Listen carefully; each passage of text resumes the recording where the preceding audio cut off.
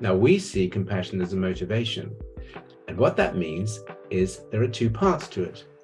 The first part is our ability to be sensitive, to pay attention, to engage with suffering, distress, and need. Now, sometimes when we see suffering, it kind of overwhelms us, and so we pull away. So we have to have the abilities to be able to move towards suffering in a courageous and wise way.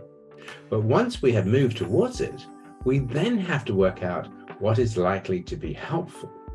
Now, these two aspects of compassion both require courage and wisdom.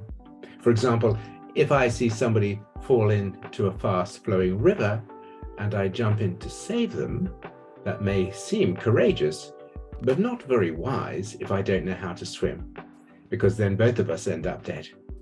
On the other hand, if I have wisdom, I know how to save somebody who's fallen into a river, but I don't have the courage to do it, then my wisdom is ineffective.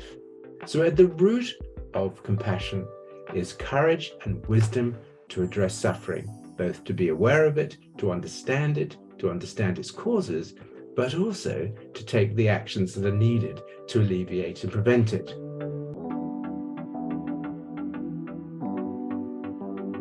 The Dalai Lama, obviously, is an individual who has traveled the world promoting compassion as a way of living.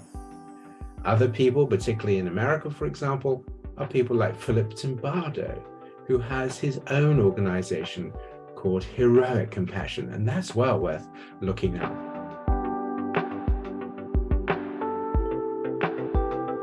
A world based on compassion would be a world that is focused on the desire to understand the causes of suffering and do something about it. We live in a world at the moment that is really motivated by competitiveness.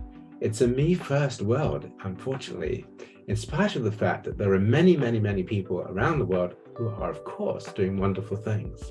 So we need to have a world where we teach our children and work in our businesses and work in our politics that the fundamental thing we must be doing is to approach, understand, and prevent suffering. And unfortunately, this involves addressing the dark side of our own minds.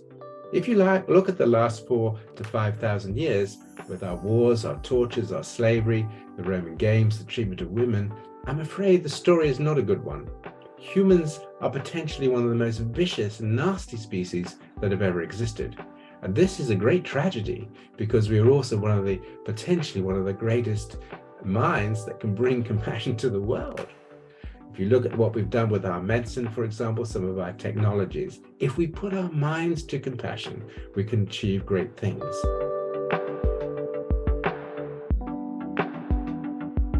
Because this is a linkage of people all around the world who understand that we have a serious problem with the human mind. We have a serious problem with the way things are at the moment, not only our climate change, but our politics and our businesses and our education.